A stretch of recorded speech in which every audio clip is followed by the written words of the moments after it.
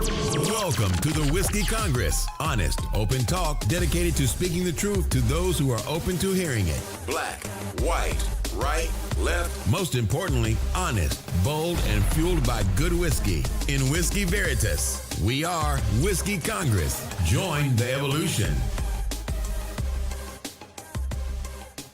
Welcome again to Whiskey Congress. We have a new whiskey to talk about, Corsair Rye-mageddon. Steve, you grabbed it. All right, is there a story behind it? Or? Well, so actually I didn't grab it. A friend of mine was down in Tennessee, and when I found out that they were going to be there, I'm like, hey, can you do me a favor? And if you go to any distilleries, let me know where you go. They said they were going to Corsair Distillery. And so I said, ooh, grab a Rye-mageddon. I had read about it, but never had it, hadn't seen it in the stores up here. And so they did me the favor of bringing it back. And so this, with it being from Tennessee, do we call it a bourbon? This is a rye anyway, right? So it doesn't have the... you can still, I mean, there's plenty of bourbons that are still, rye bourbons. Okay. But, so anyway, you tasted it. What do you think? It's good. It's got really different flavor. It's smooth. I think it's 86 proof. Is that right? No, I think it's 46, so it's 92. Okay, yeah. That's even smoother than I should give it credit for. A lot of interesting flavors. It kind of gives me a coffee type flavor. Well, I think so. They use a chocolate rye in the mash bill, and so and if you don't know, a mash bill is. It just tells you what the makeup of the bourbon is. Right. You know, how much is, rye. Which grains and which grains and all that stuff. So I know they use a chocolate rye. So in there, I taste some chocolate. Yeah, maybe it's more of a chocolate. All right. Yeah, chocolate spice. There's even almost a hint of citrus. But what's weird about it is that there are a multitude of flavors, but it feels like they dissipate relatively quickly, and it doesn't stay with you. I think some of that, too, is that so there's no age statement on this, but I don't think it's aged very long. Okay. Like, it doesn't have that sort of, mature taste. Mature taste, Man, and the joke, what just came across my head was sick. Okay. Anyway, so it doesn't have it. I'm not sure, with no age statement, I don't want to guess at how old it is. But all in all, not a bad whiskey. I give it an 88 because it didn't. Which is in no way an insult. You know what the price point is? Yeah, I think around like $50, $60. Okay. I mean, I certainly. Because it's hand bottled. It's more of a boutique craft distillery. Right. When it's taken through the lungs, it's gives you that much more of a. Don't snort it. Don't snort. That could be my problem. Hanging out with Motley Crue, snorting trying to whiskey, mainline it. drinking cocaine. All right. So anyway, really solid, 88. I was back and forth between 88 and 89. What do you give it? I gave it an 89. Okay. Like I said, it's good on the front end. It just dissipates quickly. It's got enough strength. If you're in the, if you're in Tennessee and you go to the Corsair distillery, then check it out. And this is one I would not recommend making cocktails with. No, I don't think. I mean, unless you have it just doesn't give me that vibe of it would go well with vermouth or with. I think a good vermouth and a good, like, if you had some citrus bitters, and higher end cherries, I think it would still work. All right. So we didn't. We've had so many gun incidents in our country with no legal response, and then New Zealand has a horrific mass shooting where 50 people were killed, and within 3 days they had implemented a mandatory buyback of all semi-automatic guns. Pretty dramatic stuff, something we will never see over here. And if that law did get put into place, then the meltdown by the NRA crowd would be epic. But anyway, that happened. That happened quickly. They didn't fuck around like most of like us. Yeah, and again, I mean, they don't have a Second Amendment. It's not something that's built into the fabric of their culture, country, history. culture. institutions. So, I think it was easier for them to move on this. Arden, I don't is her last name. She's young, a little bit more progressive, obviously, than anything we have here, even more so than Obama. And so she jumped right on it and made the move. I don't necessarily agree with it. I think, New Zealand is, a fraction of the size of the United States. I think the entire country, there's 5 million people. That's about right. And I think to do it there, they don't have nearly the number of guns that we have, and they don't have the number of people. Right. And we've had, and they're an island. So that makes getting stuff into another country much different. Right. Like, here. So it's just a different scenario. So people are going to look at that and say, just do that here. And I think the issue is there's just so many more guns. There's so many guns that we don't know about. I have a close friend that I know and I trust, who has a number of guns that that there's no way to trace them. Right. I mean, like they all have serial numbers, but no one knows that he owns them, it, right? Right. You know what I mean? Just through different, various purchases. And listen, he's not a drug dealer. He's not some sketchy dude. He's a person that likes to buy guns. Right. And I understand that. Right. You know what I mean? I mean, you know exactly what I mean, right? Mm-hmm. So that's the sort of situation where, given the number of guns that are out there, does this sort of action work in the United States? Because there are a lot of people who are looking at that and say, look what New Zealand did. See, they just went and they did it. I'm like, okay, well, that's not going to work here. Yeah. Right? And it's going to cause a lot of problems. And so I don't think that's a solution. I think there are solutions. There are. And anytime talking about this, I think that the situation in the United States with our gun problem is unique to the world.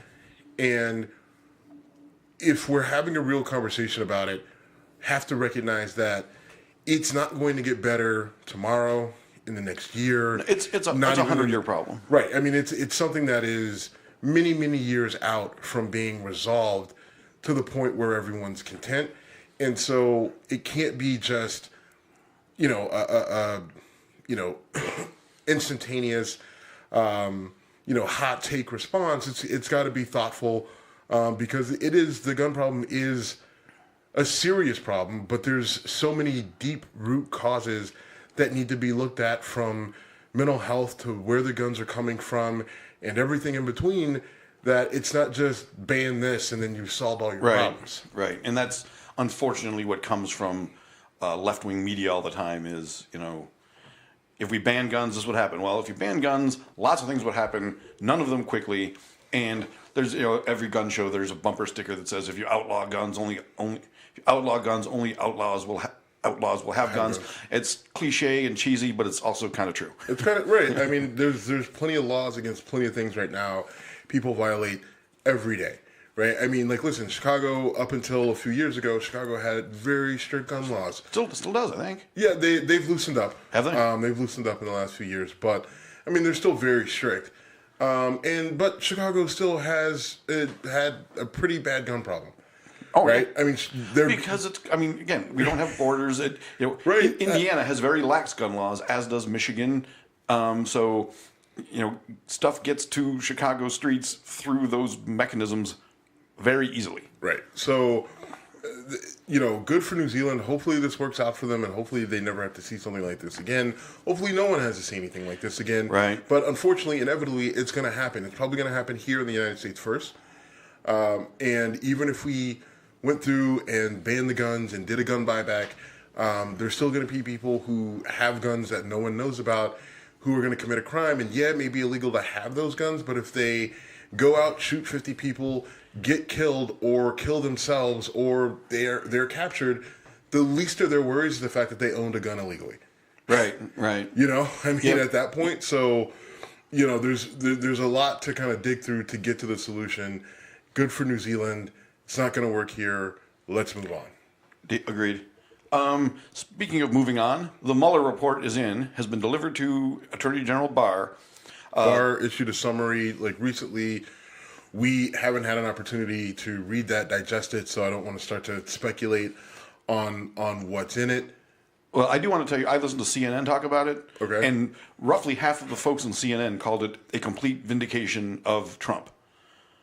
So if CNN is saying that, I mean, Wolf Blitzer would jump in and go, well, it's not a complete vindication. It doesn't say he didn't do anything. It just says they can't prosecute. Okay, but from a practical standpoint, that's a vindication. Yeah, I mean, I've been saying this for a while now. Me personally, and I think I've kind of gotten you on board, but I don't know. I think you were holding out hope a little bit.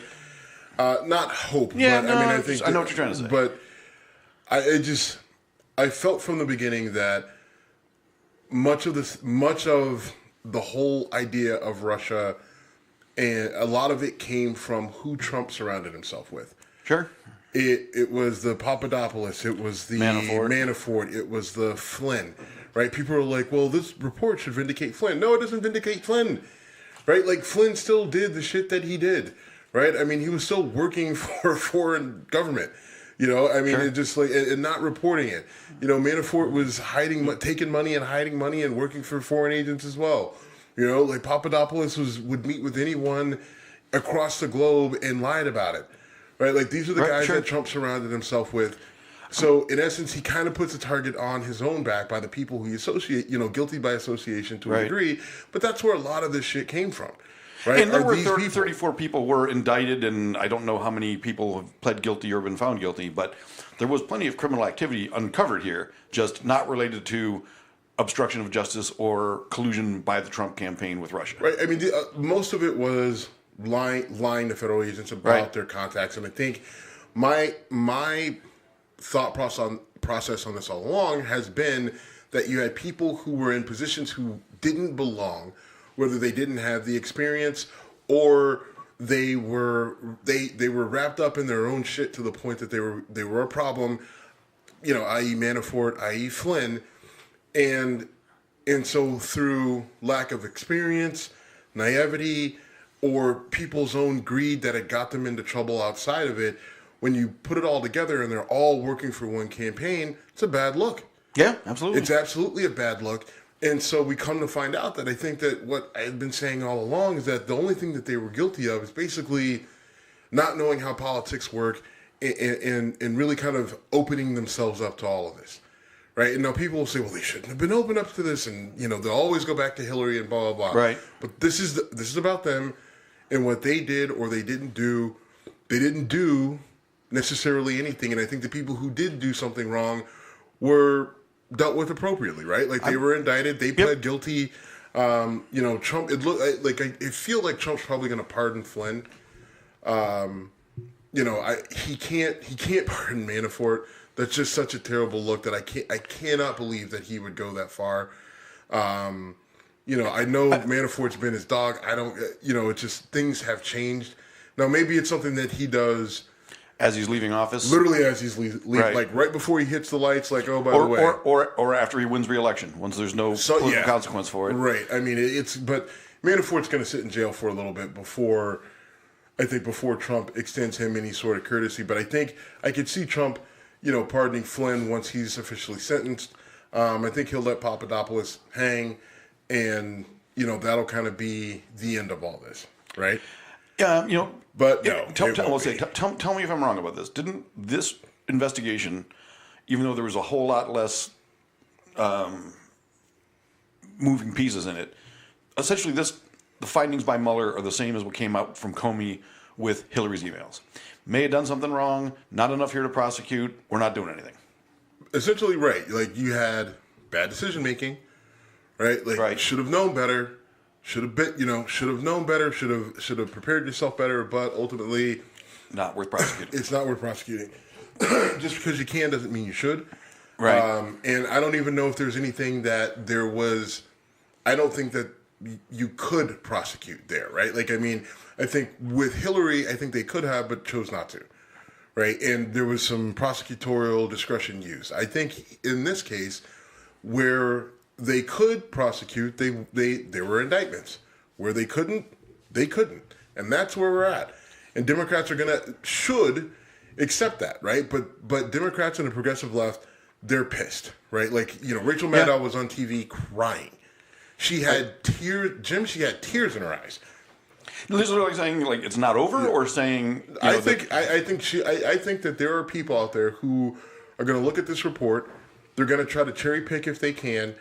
They're really going to try to put pressure on the Southern District of New York to go after Trump and his business practices in the state. And then you see the things that they're already doing, right? They want to get rid of the Electoral College. They want to drop the voting age to 16.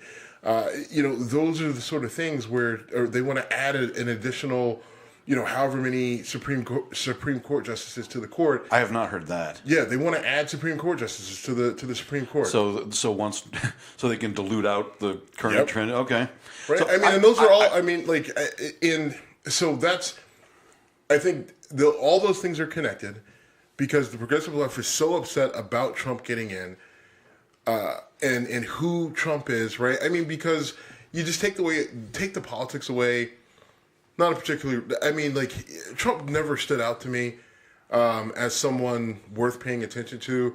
I barely watched his Apprentice show. I thought it was dumb. It was annoying. I mean, he was just a really rich guy. That was a really rich guy in New York with bad hair, right? And then we come to find out he runs for president and. He's basically exactly who you thought he was, maybe a little bit more crass, right? I mean, and then he tweets and all this stuff. So our biggest issue with him is personality, right? I mean, on a personal level, I've despised Donald Trump since my teens. You're from New York State, and always seen. I'm sure he's giving you plenty of reason, right? I know. I offer no apology for that. But. I think a lot of people's issue with him is just his personality and who he is as a person. And should that matter when we're talking politics and we're talking the president of the United States? And if he's doing what's best for the country, the answer should be no. Okay. But I think whether or not he's doing the best for the country, he's doing the best for the country, I think is very debatable on multiple levels. And that's a conversation. That's where the conversation should be. But you have people that are blinded by rage and. Just their own ego, and I think Rachel Maddow falls into that. I think she's the poster child for that, right? I mean, and a lot of people on the left, and so they don't want this to happen again, right? Like a guy like Donald Trump getting in, and so let's get rid of the things that we know helped him. The Electoral College. We need to lower the voting age so we get more people that are able to vote, and they're younger, so they're thinking along the lines of the way we want them to think, and we can brainwash them into thinking that. And, oh, by the way, let's add some Supreme Court justices to the Supreme Court so that we can, when we get our guy in, by changing all the rules that, the Supreme Court is stacked against any sort of conservative thought whatsoever to protect all the things that we want it to protect. And I think that's a dangerous path. I had not heard of the Supreme Court thing. I definitely would not support that. I had heard about lowering the voting age to 16, which I think would be a ridiculous idea. Yes, ridiculous. 16-year-olds are idiots. Yeah. I was a complete idiot at 16. I mean, the only smart thing I did at 16 was opt to not drink alcohol until I got to college. Okay. So and that was after. I mean, I didn't drink at West Point. So I mean, right. But 16, bad. Right. Yeah. Yeah, terrible idea. Now, I am all in favor of getting rid of the Electoral College, and I have been for some time. I'm not one of those people who says. Let me guess, because of Bush v. Gore. No. So you were against it before Bush v. Gore. I don't know. I don't know that I ever took that stance before that, but that isn't what tipped me on it. What tipped me on it is it's so outdated, and So I put on Facebook today. I've voted in 7 different states. Why should my vote count differently depending on what state I'm living in? If you say because that's what the system says, fine. I think the whole concept of winner take all states discourages voting by people who are in a party where their state is a foregone conclusion. Republicans in California are essentially voiceless in presidential politics. Okay. And conservatives in New York are essentially voiceless in presidential politics. Okay, but here's the deal. All right. If you by doing it your way, then they become even more voiceless. I disagree. You can disagree. You're still wrong. How am I wrong?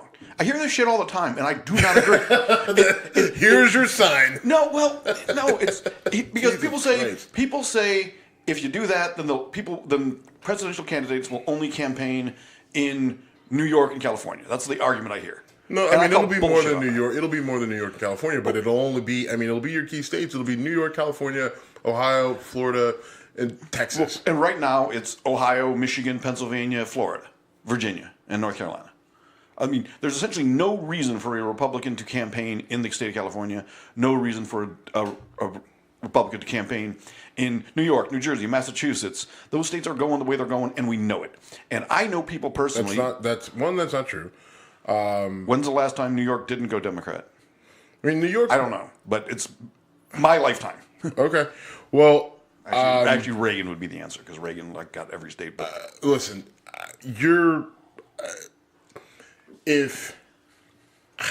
so explain to me how you're right. Because it's one person, one vote. You hear that phrase all the time, and that's true in senatorial races, governor races, and then it gets to the big enchilada, and it's like, no, we need to use the system that made perfect sense in 1788 when we had to get ballots carried by horses and have it all get gathered in one spot. Right now, we have the ability to do a national election without some body created to balance things out when we were 13 colonies, or 13 states becoming colonies becoming states. You know what? I disagree. You're Okay. wrong. And fortunately, I don't think they'll be able to have... What is wrong about what I just said? Because I don't care what you say, it will all go to New York and it will all go to California. And then if you live anywhere other than a major state, California, New York, maybe Texas, but I mean Texas is going to go the way of the conservative. That's the only place they're going to go. Why would you go anywhere else? Why would you go anywhere else? Because the votes count the same. Right, but the most people are in these two places, and the most people have televisions and radios and shit, and don't get their information by watching the guy go stand in the town square in 1770 whatever. That made sense. The actual number of people, the highest populated areas are California and New York. I'm aware of that. So why am I going to spend any time in Oklahoma? Why am I going to spend any time in South Dakota? First of all, who gives a fuck where you spend time? Because people are watching you on TV, not in the town square. So where you physically are doesn't matter anymore. It actually does matter. It actually does matter, and it cost Hillary a goddamn election. Pay a fucking attention. And where you go is where you spend money. Where are you going to spend money? Okay. That's what we're talking about when we say where you go. So California is what, 40-some million people? Population of the country is around 350. Mm-hmm. So you're talking about 10% of the population in one state. Now, we only have 58% of the people who actually vote. So all right, so let's start there. Most of our people, okay, I'm throwing out numbers for just scale. But we only have 58% of the people who actually vote, right? So you can throw out scale, but I mean, you're not dealing with the whole pie. In terms of percentage of people, though, that is a linear thing. So fine. So in terms of percentage of people, where people are, where they are, Jim. I'm aware. Right? I mean, so you still have a massive number, California is overrepresented by the number of people who live there. Right. Right? As New York, the East Coast, everyone is jammed into these places. D.C., Baltimore, all that sort of shit. Right? We got a lot of people in Ohio. Right? I mean, Ohio's spread out, but, between Cleveland, Columbus, Dayton area, then it's kind of everything else in the middle. Ohio's a big state. Florida as well. Right? These are big states, and these are where people are going to focus. Right? They're going to focus their energy, their time, and their money. And that's what they do now. And right now, they ignore... I forget what... I think 90% of the money was spent in, 6 states because of the Electoral College and because of how... So now you want to take it down to 3 states. No, I think that's a bullshit argument. I think you want to work in this world of theory, but I'm telling you, they're going to go where it's most practical. Well, then go there, and if I want to know about Donald Trump or Hillary Clinton, I'm going to turn on TV. I'm going to, hopefully find a non-biased way of getting that. But what we're getting right now is biased anyway. If I'm watching a debate, I don't give a fuck where that debate's happening, and that's probably the biggest swing in terms of gaining or losing votes. And then it's not hard to get information today. It's really easy. The problem is we get information too easily and too poorly vetted today, but or too motivated with a political slant. That's not how it works, though. You know how it works. You know how people vote. People vote based off of: do I like the way this person looks? Do I like the way this person sounds? Do I like the message that they promote? Right? Which is a different problem. And you know where that comes from? That comes from fucking TV ads. It comes from TV ads. So debates and appearances. It comes from TV. It literally comes from TV ads and them getting their face in front of a camera, right? And not saying something stupid and not going yeehaw. Again, I just in my gathering of information or when I'm looking into a candidate, I think TV ads come in third. But I'm not worried about you, right? If I'm running a campaign, you campaign in terms of intelligence to the lowest common denominator. Maybe that's another part of the problem. Okay, but it is. All right, it is a problem, but that's where we're at. You can't go theoretical. Well, it should be this way. I guess we would all like it to be the best way and the most intelligent people making, like everyone's very well educated and they all know the issues, but they don't. Okay. And people vote based off of the shit that they see on TV. So what it comes down to is like TV is regional. Right? TV, the way it's regional. So you spend money based off of where the people are that you want to vote or that you believe that you can sway to vote your way. Okay. Right? And if you've got a majority of people in this area, this area, this area, and you need the most votes to win flat out, then you go where you can get the biggest amount of votes. Okay. Again, I still think this in the time of its creation, the Electoral College, people tended to live and die in the same state they were born in, right? I mean, there were exceptions, but people tended to be more affiliated with their state than with their, with the country as a whole. Yeah, and I think the Electoral College had something to do with slavery too, if I'm not mistaken. I feel like I read that in a book a while ago, but I can't remember. Again, I just think it's out of date. Listen, is it outdated? Sure. Is going to one person, one vote, populist, is that the best way to go? I don't agree. And maybe there's some sort of middle ground in between. But I'm not willing to just go through and tear down certain institutions just because you don't like it. And you don't like it based off of your reasoning. Okay, fine, but there is a more sinister aspect of this because you've got listen, the people on the left who are pushing for this, they're not doing it because they're thinking like you, right? They're doing it because they're pissed that they lost a fucking election that they feel they should have won, right? And reason for doing something matters, right? You think, oh well, I'll just jump on this because I'm Jim and I'm smart and I think that this is stupid and I have wanted to change this for 15 years. So these people finally are coming to see things my way. Spot on impression, by the way. Fine for you, but ultimately, like, they have a much more sinister cause, and it's evident by the way that they're putting this all together. Right? Get rid of the Electoral College, lower the voting age to 16, and then let's make sure that we have enough Supreme Court justices on the bench that will make sure things go our way. Right, we're in agreement on two of the three. I think those other two things are the electoral. The electoral, you agree with it based off of your reasoning. The two reasonings are completely different. Okay, right? Well, and I mean, you brought up Bush Gore, and here's my other point. How often do you hear people say the Electoral College works because all but twice or all but three times it's reflected the overall will of the country based on popular vote. So if you're saying something works by reflecting the popular vote, why not just use the popular vote?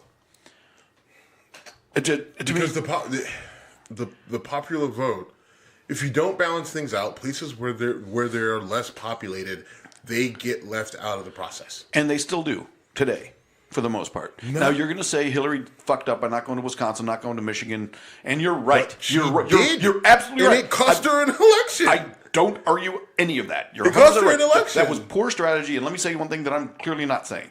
I'm not saying that the election in 2016 should have been different. Both candidates were playing by the same set of rules when they started the campaign.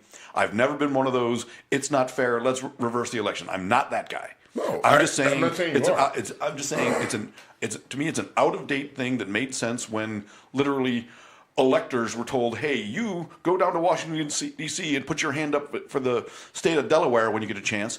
To me, that's antiquated. And by the way, this is something that I didn't really know. The electors are not legally bound to do what the people voted saying they want them to do. Yeah, that came out with. That came out. I learned that in 2016. Can you imagine what that would have done if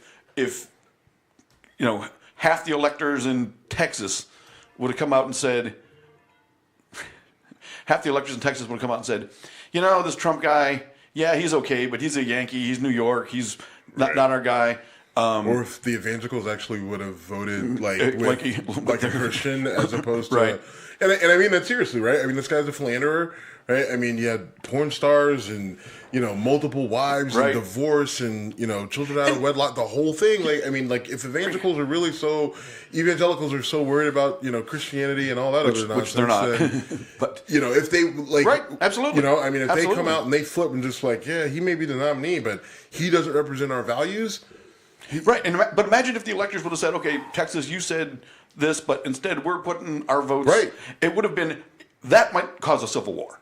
If Hillary got put into office over the decision of 40 guys in Texas, and imagine the shitstorm we'd be in. Mm-hmm. So another thing, why is it all a winner-take-all state? Again, if you're in New York and a Republican, or in Texas as a Democrat, you feel like your vote doesn't count for shit in the presidential election, because it doesn't. And if I knew that, the electors from the state of Texas are going to be divvied up. You can move your conservative ass to an old conservative state and shut the fuck up. See, or you can count your votes no matter where you are physiologically, because I can be in any state in the union. But then, all right. But here, in reality, okay. I mean, if you do it your way, right? I think one way or another, certain people's voice, they're not going to feel that they're heard either way. Whether you keep the Electoral College or you go to a free-for-all system like you want. Or a compromise I might be willing to go along with. Keep the Electoral College, but don't make every state a winner-take-all.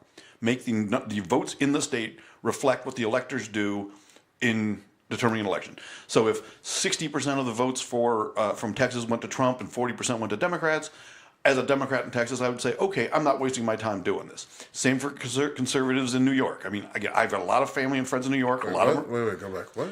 If the electors didn't go statewide winner take all, if instead, you got 55 electors from California, if because of the nature of the vote in that state, if 20 of them belong with a Republican and 35 belong to the Democrat, based on numbers, and you can do it regionally, just the whole winner-take-all state thing gives us the fucked up situation we've got now, where only the 7 or whatever swing states even matter. And that, to me, is flawed. So you want to break the point system up to where if, Trump comes to Ohio, he wins Ohio by, 60 to 40. Right. Then Trump gets 6 electoral votes, and contender gets 4 or however. Yeah, it's 18, I think. Whatever. Okay, whatever. Just keep it simple. Just put it where the goats can get it. Okay. All right. So one gets 6, the other gets 4. What did you say? Put it where the what?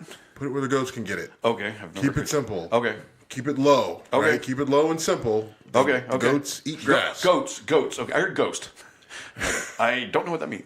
All right. Goats. Good. Anyway, so you keep it simple. And you go. All right, so Trump wins Ohio. Let's say Ohio has 10 electoral votes. Just for it goes 6 to Trump, 4 to the other person. Right. Yep. And all right, yeah. I mean, I guess that's fine. But I mean, I guess so. Why would that make someone not want to vote then? What I'm describing? Yeah. I think that would reduce the problem of people not wanting to vote, because despite the fact that I'm in a state that is prominently for one candidate, okay, so I see what you're saying there, and I think that would be a decent compromise. Okay, I don't like the idea I don't like the idea of these big sweeping changes because one side lost, and now they want to change every single rule to make sure that doesn't happen again. I call bullshit on progressive left, Democrats, whoever is behind this. Would I be open to that sort of middle compromise? Yeah, I would be. In fact, and I think, and this is the sort of thing where people are going to dig in their heels, and the people who want to get rid of it, they want to get rid of it at all cost and are willing to stab someone in the throat to get it. People who support the Electoral College are going to say no compromise. It has to stay the same. It has to be. I just believe that there's such thing as a compromise. It's literally what this country was founded and built upon. And so, a few hundred years later, if we look at it and say to give people in certain places more of a voice, shifting to that sort of what you propose, I think that's a good starting ground. Okay. Right? Well, I mean, we're in a happy place now. You want to move on from here? Yes. Okay, because there's another voting law that is being jerked around. This is in the state of Florida, which is a critical swing state. The state voted to allow felons who had completed their sentences the right to vote, which is something they currently don't have. And then Republicans came out with a law that said, not so fast, that if you have, I forget how they basically. Well, what they came out and said, completing your sentence means paying, and everyone agrees that paying your fines and restitution are a part of your sentence. Right. But the caveat was the court fees, right? Where Republicans are saying court fees are a part of the sentence, and Democrats and people on the left are saying they're not, and people are trying to pose this as a poll tax to a degree in order to vote. I don't think that it's that. I think that, listen, if you, right now, let's say you, I don't know, you got hit with a misdemeanor, right? Like drunken disorderly conduct, right? Most likely thing to happen with you. So let's say you get... This moment of Steve being proud of his joke brought to you by Rhymageddon. Corsair Rhymageddon. Corsair Rhymageddon whiskey. Speaking of which, but let's say you get hit with a drunken disorderly conduct. You go to court and they tell you, okay, Jim, you spent a night in jail, so we'll give you time served. You have probation for a year. It's a $100 fine. You have to pay restitution to the woman that you showed your ass to. Now I'm a creeper and a drunk brawler and a creeper. You just mooned her. Okay. Right? So there's a $500 fine for mooning her, and then you have to pay your court fees, which are $120, right? Okay. So what would happen, so let's say you already served your night in jail, you get through your year of probation. If you don't have the $700 total in fines, restitution, and court costs, they can, right then and there, they would give you, basically a payment plan, right? Okay. And so you would, you can pay it over the course of the year. As long as you pay all that, then you're good. At the end of the year, you're done with probation, it's over, you walk away. Okay. But if you don't pay, then... you fall behind, then they can, send a warrant out for your arrest because that's money that you still owe. So, well, if I'm breaking a law and I'm violating probation or whatever, thank you for not making me a felon. This really only applies to felons, but thank you for making my transgression only a misdemeanor. I appreciate your stop showing judgment. your ass to women on the streets. Okay, no, I will not stop doing that. Anyway, so fundamentally, let's call this what it is. Democrats want felons to be able to vote. Because, and we're talking about the state of Florida here, because in the state of Florida... Which they better be careful in Florida, by the way. Yeah, that's good advice no matter what. Florida's just the weirdest fucking place. Be careful in Florida. Right? I love the place, but I realize now that I can probably never live there. Just be careful. Anyway, go ahead. So Democrats want felons to be able to vote. They will say it's because they believe it's the right of a citizen and the citizens pay their dues. And I agree with that fundamentally, 100%. And I think when you take away fundamental rights of citizenship, and a lot of people say voting is the most fundamental right of citizenship, because someone did something wrong when they've done their time for it, I fundamentally disagree with that. I like this Florida law. But realistically, Democrats are doing that because it favors them in elections. Mm-hmm. And Republicans are fighting that law because it doesn't favor them in elections. Right. And so there's no morality in this. It's simply a matter of who benefits from this the most. And Democrats tried it their way, and Republicans tried to slap the brakes on, which I would argue is by definition on the Republican side voter suppression.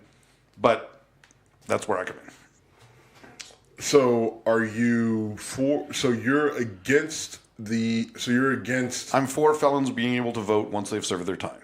Period. Okay. And so, if they commit a follow-up crime and go back to jail, then they're back in jail, and it's tough to get to a So ballot you box. feel that it's over once they get out of jail, Yes. and the financial aspect is completely Yes. separate. Yes. So And again, if I don't pay my stuff, they probably will issue an arrest warrant, and well, I mean, it all depends, it's right? it's a it all time depends. thing, too. I mean, some of it is, you can get sent to collections. In some Right. instances, they will issue a warrant. Like it all depends, and jurisdictions they vary. But I also think that the Florida law says if you're on probation, well, Florida, that still counts as your sentence. And so I'm on probation. I've been a good boy. So can you vote if you're on probation under this amendment? My understanding from the law was yes, and then the fight back was no. So you're out. You're in good standing. So they're saying not only can you not vote if you haven't paid your court fees, but if you're on probation, that doesn't count. And you know what? I don't want to say that with certainty because Okay. I read it a while ago. So Well, I could be wrong with that. and I have a serious question about that because technically probation is a part of the sentence, right? Right. And so, I'm saying it shouldn't be with regards to voting rights. That's just that's an opinion. okay, I guess. But I'm also calling this what it is. Democrats want felons to be able to vote because it thinks it helps them in the grand scheme, and Republicans are fighting it because it doesn't help them. Period. Agreed. And I think the real world solution to this, you pull the politics out. I think that you have to look at so this is where good writing your legislation better matters. Right. And I think that we just have a bunch of people right now, state and federal level, who write bad legislation. On the federal level, they just it's literally word soup vomit. After an all-night bender, and you go and you get street meat or gyros and hot dogs after an all-night, and then you just regurgitate it all, and that's what we get when we get federal legislation, right? Well, and so many hundreds and hundreds of pages of bullshit, right? And how do you interpret this? Right? What the fuck does this even mean, right? I mean, that was understanding how to read and write legislation. I mean, there was multiple classes that you could take in law school, just so that you could be a person to basically go around and be a legislative interpreter, or to write legislation in the fashion that it's currently written. And I mean, it's ridiculous. Now, in states, it's almost the opposite, right? Like they're just like, hey, we got a good idea. Let's do it. Totally. Let's do it. Okay. Here it is. And they give you this really surface level explanation. And you're like, all right, what the fuck does this even mean? Right. I mean, and so you have judges across, you have judges who are interpreting things different. Police are interpreting things differently. Right. I mean, there's a great example of that going on right now, and that is legalization of CBD. Right. Ohio. So cannabidiol is a product of hemp and other cannabis plants, and it's completely not psychoactive. You use it, I use it. It's and it's technically legal in the state of Ohio, according to some people, and illegal according to others. There's a vape shop. It should be legal everywhere because of the Farm Bill. Now it should be, but I can tell you, still there's interpretation issues, and the Ohio Board of Pharmacy came out and said any cannabis products are illegal. And so the vape shops that carried CBD, some of them said, we're not doing it anymore because of the Ohio Bureau or the Ohio Pharmacy Board. And then there's a vape shop, literally the closest one to where we are right now, that has a big sign in the window that says CBD sold here. Meanwhile, in Kentucky, there was a sheriff that was like arresting people in vape shops for selling it because they were doing it to get high. And you don't get high from the stuff. So that's a perfect example of there's back and forth of ridiculousness. And in this case, it is literally the most innocuous thing you could ever do, and yet it's resulted in people getting arrested, laws being interpreted on the street differently by police, yada yada yada. So, all right. I mean, case so in point. and that's a great example, but it comes down to you got to write the legislation clearer. You have to you have to think it through from beginning to end. You have to think it through from the other side. You have to think it through. All right, if I were on the other side of the aisle, what would I say to put the brakes to this? Right. And you have to get and you have to set your ego aside, right? Because part of the problem is ego. You're like, I wrote this. This shit is legit. Right. Right. There's no stopping it. It's bulletproof. Right. And then you put it down on the table, and then it gets shot to shit, and you're like, God damn it. Right. And that's literally what happened here. Right. If someone on the other side would have just sat there and said, hey, by the way, if I were them, this is what I would do. Right. And then you could have thought that out, and then they could have had this battled out right before. Right. When the residents of the state voted for the law, it would be a complete law, not something that, you don't know about we have to kind of pussyfoot around and figure things out. So that I guess the real lesson here is you got to write better laws, right? You got to write better legislation. How they deal with the situation that they have now, it'll be interesting to see, because I personally think that sentence means probation, means fines, means court costs, all that stuff is a part of it. Now, if you want to change that aspect, if you want to pull all that stuff out, or I don't see how you separate probation away from the sentence, right? Because if you violate that probation, then what happens? You go back to jail, right? So, I mean, I think it's a part of it. Or you have to write the details out, right? Yeah. Probation,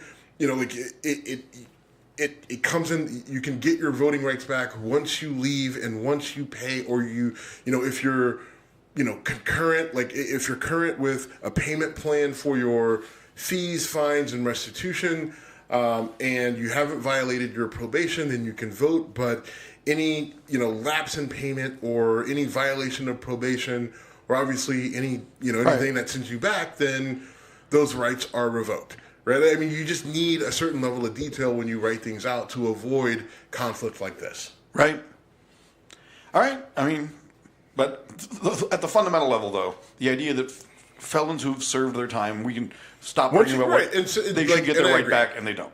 You serve the time, then you get the right back, right? This is disproportionately. We all agree you shouldn't be voting while you're in prison. Agreed. Right now, there's conspiracy theories that if you if you listen to read Breitbart, they'll be like, oh, in this state they the Democratic National Party went into this prison and was registering people to vote, and then they went to a graveyard and registered these people to vote. Right. And in the state and 3 million illegals voted. Right. And in the state of Connecticut, 700 people voted, or 700 million people voted. Right. We have the proof. Like, okay, well, fine. No, you don't. But okay. But so that again.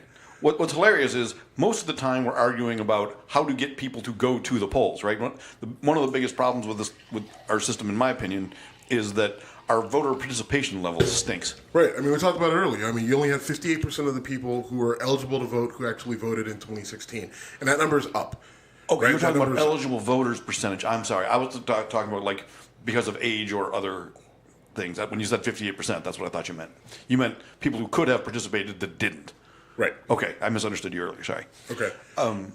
But right, I mean, the point is, we only have a little over half of our population that are able to vote, right? And eligible means of age, nothing, and not a felon, right? And nothing holding them back like being a felon.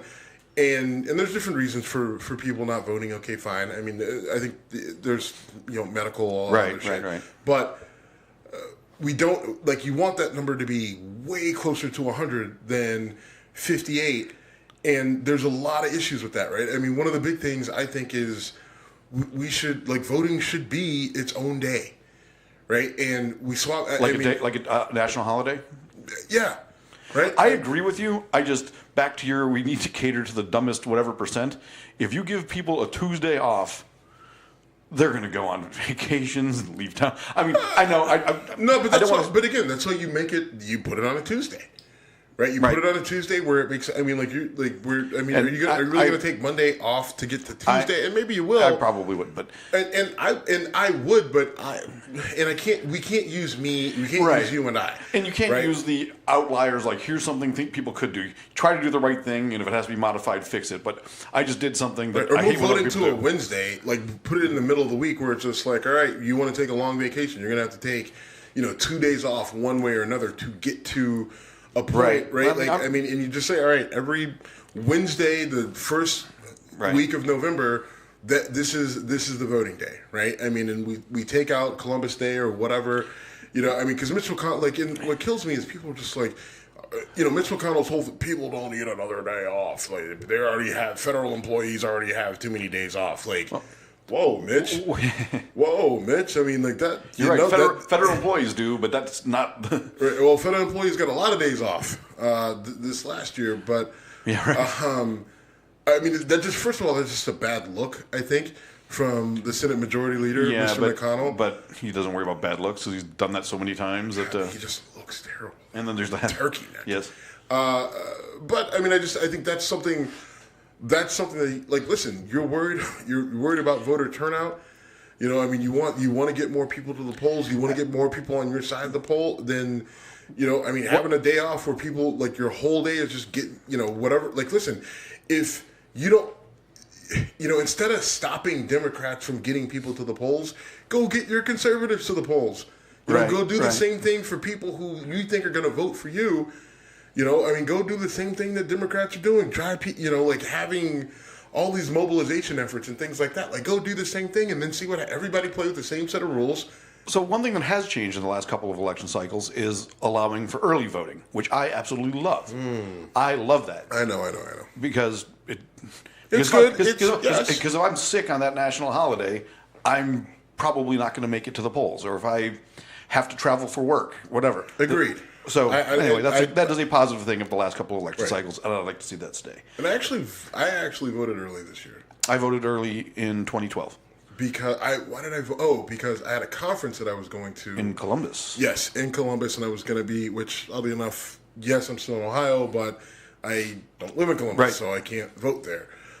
So I had to vote a few days before I left to make sure that I got my vote in. And that was just for the midterms. What do you think of the idea of having an online option for voting? Hackers are too good. That's a terrible idea for right now. All right. I mean, North Korea, they may suck at a lot of things, but they can hack the shit out of some shit. That's true. And that's you allow that, like, you put it up. No, that's a bad idea for right now. Until our cybersecurity has got to get a whole lot better, right? I mean, there's a whole marketing campaign on talking about your identity is going to be in the dark web, and we sweep the dark web, which is total bullshit. But I mean, until commercials like that go away because it's not necessary because cybersecurity is so good, I don't know if online voting is the way to go. I mean, maybe that's just the old fuddy-duddy in me. I don't know. And if we know someone who thinks that it's a good idea and they know and they feel confident in it, then please talk to us. We'd love to have you on the show. I don't think that that's a good way to go. Okay. I've got mixed feelings about it, mostly because of what you said. Plus, when you make having a computer change someone's ability to get their vote in, that could be considered a bias. Right. So one thing I got to talk to you about, John Hickenlooper, one of the 74 people running for the Democratic nomination. Hickenlooper. He looks like his name sounds, by the way. I don't really know the guy's policies or whatever, but I do know he had one of the worst fuck-ups in I can also tell you're not going to. What's that? Like, you're not going to fit, like, you don't know them now, and you're not going to in the future. Because dumbass gets asked the question at a town hall. This wasn't someone, this is the moderator of the town hall says, some of your male, candidates have said that if they are nominated, they will choose a female running mate. Will you make the same pledge, John? And his reply was essentially, well, sure, but can we guarantee that if one of the women goes, that they'll choose a man? That is the biggest drop of the ball moment. First of all, it's not even like you're making a pledge that anyone will. Yeah, they'll probably hold you to it if you get to that point, but it's not like it's a commitment. Just say, absolutely, I would consider it, provided that the right candidate is out there. There, done. Right. You're welcome, I John. mean, or you just say, I'm going to go with whoever the best candidate Right. is, male or female. Right. Period. And then that's it. regardless and here's the thing. This doesn't. You don't do what he did. Listen, he's disqualified, and the reason isn't because he's a male chauvinist pig. Maybe he is, maybe he's not. I think he answered a question wrong in the moment, but ultimately, he can't do the job because this dude clearly can't think on his feet. Yeah. You don't have the capacity to do that. Based on that answer, that tells me you don't have the capacity to do this job. Now, there are people out there who will say, oh, political correctness and blah, blah. Like, get the fuck out of here. This has nothing to do with political correctness. This has the ability to read the fucking tea leaves, to be able to look at a situation and dissect it and be able to step in and say and do the right thing. Right. I don't care if you don't believe it. Fuck your principles. No, Fuck you and fuck your principles, motherfucker. Say the right thing. You want the job? You got to do what you got to do to get the job, and you just did not do what you needed to do to get the job. I will not argue with any word of that. I heard that and I'm like, this guy's got to be fucking kidding.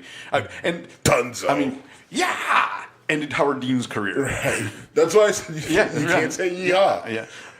No, I mean, and listen, I just bad look, bad. Right. I mean, because like honestly, if reporter with dumb question trips you up, what are you gonna do on stage with Donald Trump? What are you going to do in a meeting with Vladimir Putin? No, I don't. He's not getting anywhere near Vladimir Putin. I know that. Right? Like Vladimir Putin would run circles around here. But that's why. Obviously. But I'm just saying, like Donald Trump would chew this guy up, and not because Donald Trump is a mastermind and a wizard, but I mean, like listen, the guy is. Donald Trump understands timing and he understands entertainment, and he would take advantage of a guy like this. I mean, he crushed Marco Rubio, and Rubio couldn't handle it, right? And Hickenlooper is just like, I mean, of that same ilk, right? Like some of these guys are just not cut out for this. Thank you for telling us early. Hopefully this is your demise. One less person we have to deal with. Let's move on. And I don't have to try to ever practice saying President Hickenlooper. Oh, God. I mean, I wouldn't vote for. I would probably just not vote if my choices are Donald Trump and Hickenlooper. I would still vote, but I would be laughing at the word Hickenlooper.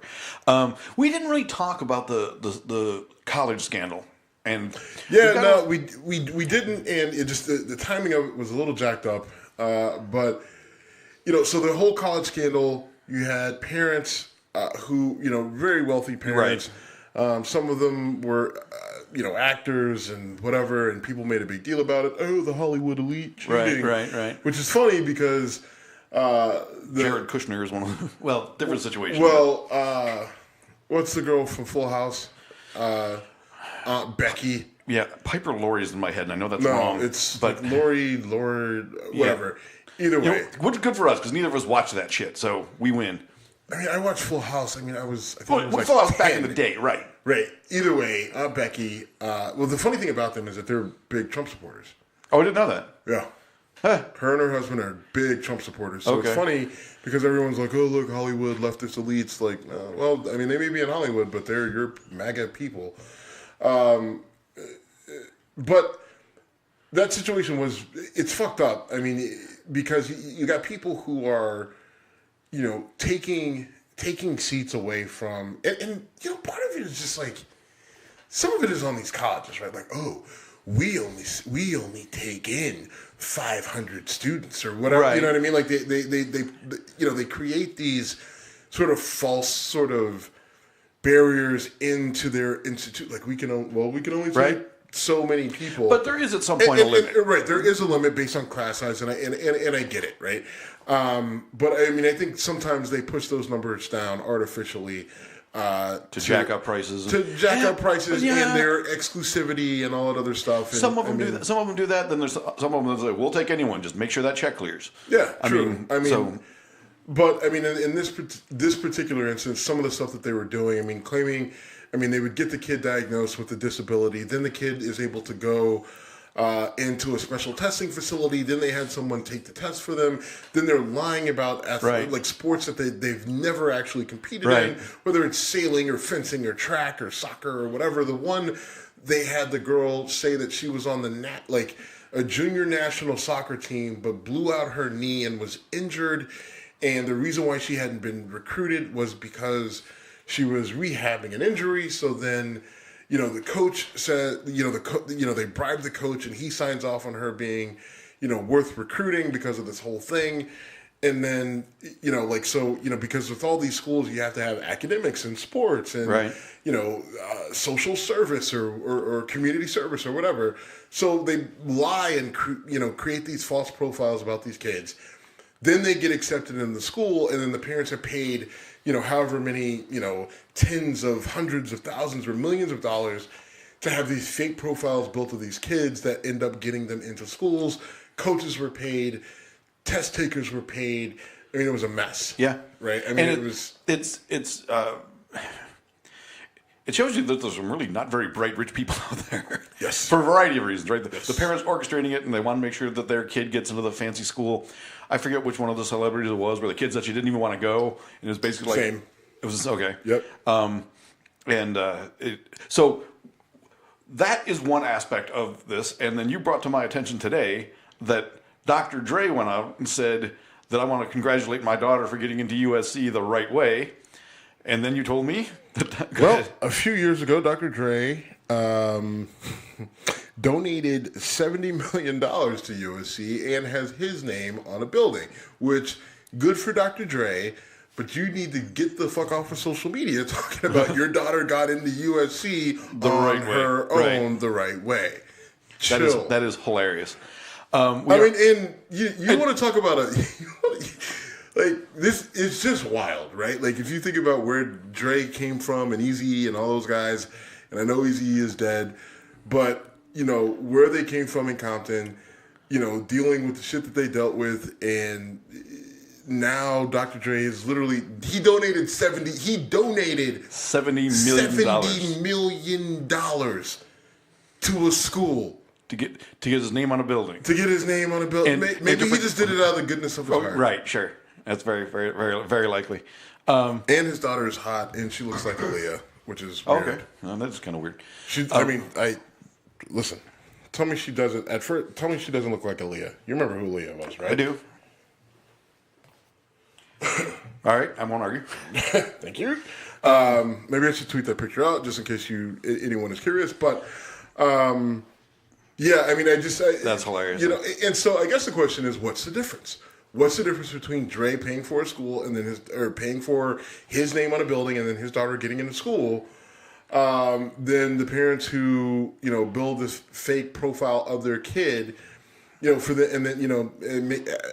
guess the difference is it's all fucked up. It's all right? it's known shady versus unknown shady, right? Right.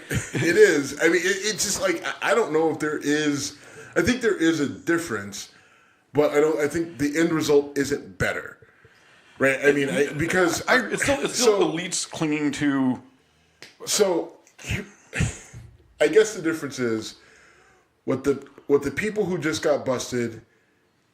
Their thing is what they were doing was illegal. Right. Well, they were hiring a guy to falsify records to obtain financial benefit. I mean, that's fraud. And essentially, they were cutting the schools out. But this is just known corruption. Right. Like, hey, I'm going to give you money. I don't need anything out of you. Nothing crazy. But I'll take it back. Not even that. They probably don't even. Dre probably never said anything about taking the money back. Not. Right. He donates the money to the sound booth studio area of USC and gets his name on the building, and then his daughter applies to USC, and sure enough. Hey, remember me? I'm Dr. Dre. She underlines her last name 14 times, draws a picture of the building with the arrow. Right. And, And I mean, this has been going on. The same thing was thrown about Jared Kushner. It's not. It's. I mean, and you've had a bug up your ass about legacy and Absolutely. Ivy League schools. Absolutely. The whole. I mean, since I've known you. Yeah. I mean, we've had this conversation on since the air, since long before you've known me. Right. I mean, and I get it. I mean, I know plenty of people who went to Ivy League schools, and I could have gone, which not non-legacy. Yes, sports, but the academics were there. But I don't know. I mean, right.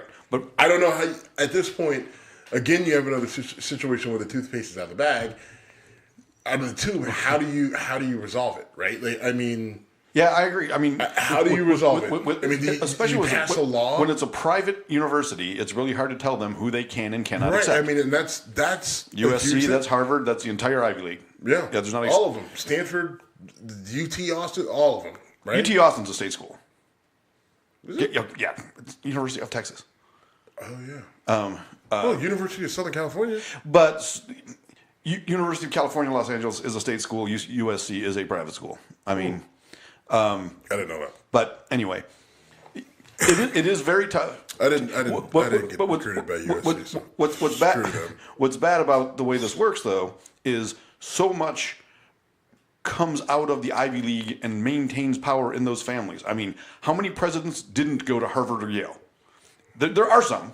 Yeah, I mean, I know Ford didn't. And back in the old days, there were a lot of guys who came from the military academies. Reagan didn't. Reagan did not, but he was a dumbass. Jimmy Carter did not. He went to the Naval Academy. But Bush's were Yale. Trump did. Trump went to Penn. Well, he went to Penn. He went to and I'm sure he got there on academic merit, just like Jared Kushner got into Harvard on academic merit. Do you question how Obama got into Harvard? No, I don't. He started at Occidental. Okay. He started at Occidental, transferred, I want to say, to Columbia, and then got into Harvard. He didn't have any family money. His mom was a single mom, and he's one of the reasons I like him and one of the reasons I like Clinton. But affirmative action, Joe. Yeah, right. Okay. And all right, you know what? I'm going to start arguing Earth is flat. You do that to me again, Earth is flat. I'm doing it. And no, I don't believe the Earth is flat. Please don't text me. So anyway, the NCAA tournament's going on. You want to throw in some thoughts there? Because round 2 is just about to end. We have our bracket going. I have not looked at my bracket and our thing. So there's some things that need to happen logistically with our bracket from when you initially signed up. So I'm not exactly sure where anyone is at or what's going on. And I think a couple of random people jumped in our bracket because I didn't close it. Okay. I just left it open to the public. Welcome. So I don't know if they're listeners or if they're just, So you and I have a bracket. Tournamentaholics who have to, who are going to come to us and say, "Where's our $30 bottle of whiskey for?" Which you will not get, by the way. So our bet is. I don't know. Depending on who you are, basically, are you hot? So back to this whole fairness system. If Steve was running admissions at USC, the female population of the university would be 94%.